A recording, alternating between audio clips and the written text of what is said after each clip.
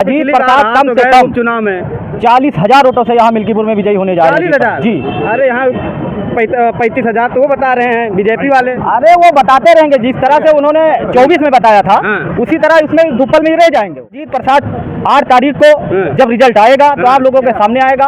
भारी भरकम से अजीत प्रसाद मिल्कीपुर का विधानसभा चुनाव जीतने जा रहे हैं। जी। बातचीत करेंगे कि इस बार मिल्कीपुर चुनाव का माहौल क्या रहेगा। सबसे पहले आपका बहुत बहुत स्वागत है शहरियार जी। क्या लग रहा है इस बार?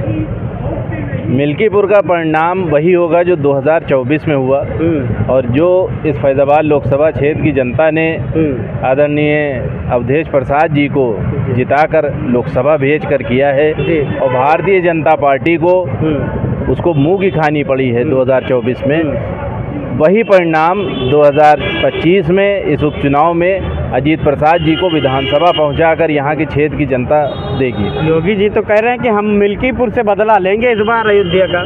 देखिए, वो कॉन्फिडेंस जो है उसको हम कॉन्फिडेंस इसलिए नहीं कहेंगे क्योंकि अगर इतना ही इत्मीनान होता कि हमें यहाँ की सीट हम निकाल सकते हैं तो यहाँ शायद 10वां या 12वां चक्कर होगा जो मिल्कीपुर आ रहे हैं। 35,000 बता रहे, 35,000 ऑटो जीत रहे मिल्कीपुर। ये एक मुख्यमंत्री पे शोभा नहीं देता है कि वो एक विधानसभा में 10-12 चक्कर लगा ले और उसके बाद भी जो है मतलब उसको इत्मीनान ना हो कि यहाँ की सीट हम निकाल पाएंगे कि नहीं। तो आप इसी से आप अंदाज़ा लगाइए कि यहाँ की जनता ने ठान लिया है कि हमें छुट्टा जानवरों से नजात चाहिए, हमें बेरोजगारी से नजात चाहिए, हमें महंगाई से नजात चाहिए और यहाँ की महिलाओं को सुरक्षा चाहिए। इन सब के लिए समाजवादी पार्टी को यहाँ की जनता ने चुना है और यहाँ के जो हमारे नेता हैं आदरणीय अखिलेश यादव जी, उनकी 2012 से जो 17 की सरकार रही है उसको यहाँ की जनता याद करती है और बल्कि यहाँ की ही नहीं पूरे प्रदेश की जनता याद करती है कि किस तरह से उन्होंने उत्तर प्रदेश को एक बेहतर शासन दिया था और वो दोबारा वही शासन 2027 में चाहती है और उसकी शुरुआत इस उपचुनाव से होगी और यहाँ से समाजवादी पार्टी जीत के जाएगी और 2027 में आदरणीय अखिलेश यादव जी पुनः मुख्यमंत्री बनेंगे इस प्रदेश के। कह रहे हैं कि मिल्कीपुर की जनता, जो अयोध्या की जनता है, वो बहकावे में आ गई थी, इस वजह तो सांसद यहाँ से बन गए अवधेश प्रसाद जी। लेकिन इस बार हम बदला मिल्कीपुर से लेके रहेंगे और 35,000 वोटों से जीत रहे हैं। नहीं, बहकावे में तो अभी तक उनके बहकावे में चल रही थी।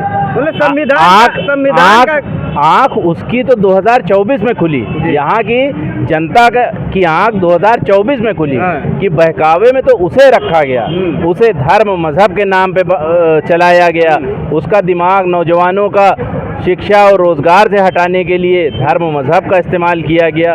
तो जनता की जब आँख खुली और खुल रही है आँख, अभी ये पूरी तरह से आँख नहीं खुली है, उसने अपना नतीजा 37 सीटें जो इंडिया गठबंधन को इस लोकसभा चुनाव में मिली वो उसी आँख खुलने का नतीजा था कि उसने 37 सीटें जो हैं इंडिया गठबंधन को दिलाई और ये आँख अभी 2027 तक पूरी खुलेगी और पूर्ण बहुमत से समाजवादी पार्टी की 2027 में सरकार बनेगी। अभी बीते दिन यहाँ पर तिलवई विधायक राजा मंकेश्वर शरण सिंह आए थे, उन्होंने कहा कि अवधेश प्रसाद जी को हम 8 तारीख को एम्बुलेंस भिजवा देंगे।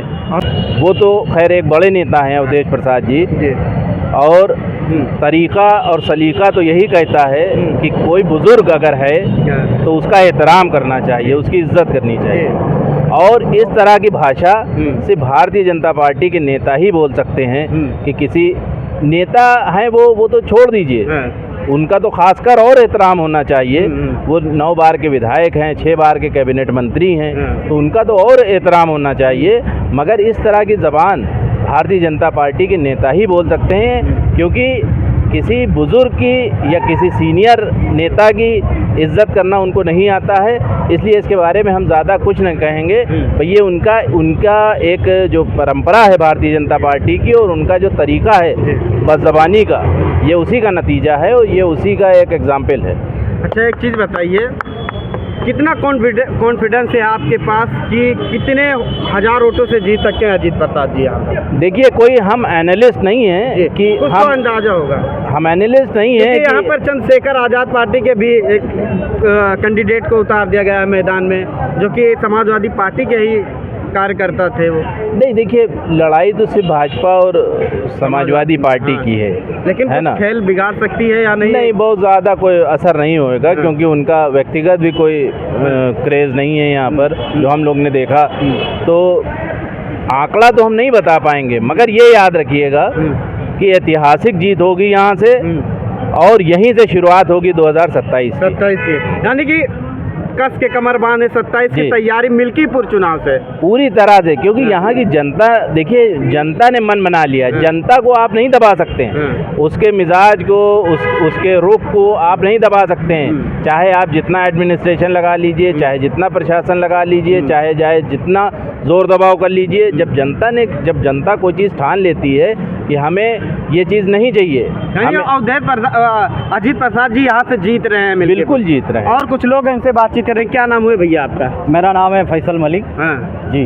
क्या लग रहा है इस बार आपकी? इस बार 2024 वाला माहौल है, 24 वाला माहौल, पूरा वही माहौल है। अरे लेकिन अजीत प्रसाद कम से कम चुनाव में 40,000 वोटों से यहाँ मिल्कीपुर में विजयी होने जा रहे हैं। 40,000 जी। अरे यहाँ 35,000 तो वो बता रहे हैं बीजेपी वाले। अरे वो बताते रहेंगे, जिस तरह से उन्होंने 24 में बताया था, उसी तरह इसमें धुप्पल में ही रह जाएंगे वो। हाँ, जनता ने ये मिल्कीपुर की धरती स्वर्गीय मित्र सेन बाबूजी की है, समाजवादी कार्यकर्ता बहुत ही मजबूती से मिल्कीपुर का चुनाव लड़ रही है। इस बार बहुत समझदार जनता है, बहकावे में नहीं आएगी। बहकावे में नहीं आएगी, वो उनका भ्रम है, वो भ्रम उनका दूर हो जाएगा। अजीत प्रसाद 8 तारीख को जब रिजल्ट आएगा तो आप लोगों के सामने आएगा। भारी भरकम से अजीत प्रसाद मिल्कीपुर का विधानसभा चुनाव जीतने जा रहे हैं। जी। आइए और कुछ लोग से बात करें। क्या नाम है चाचा आप? भाई बोलो। अरे बात भाई बोलिए। इधर क्या लग रहा है चाचा आपकी मिल्कीपुर का चुनाव इस बार? अब बताइए, हम इस माहौल में। हाँ बताइए, आप ही बताइए जी, बताइए। और हम आपको फिर से बता दें कि बुलंदी देर तक की शख्स के हिस्से में रहती है और बहुत ऊंची इमारत हर घड़ी खतरे में रहती है। तो ये बहुत ऊंचे जा चुके हैं, अब इनका गिरने का वक्त आ गया है। हाँ, क्योंकि ये मिल्कीपुर विधानसभा का चुनाव अजीत प्रसाद काफी बड़ी अजीत प्रसाद वोटों से जीतने जा रहे हैं।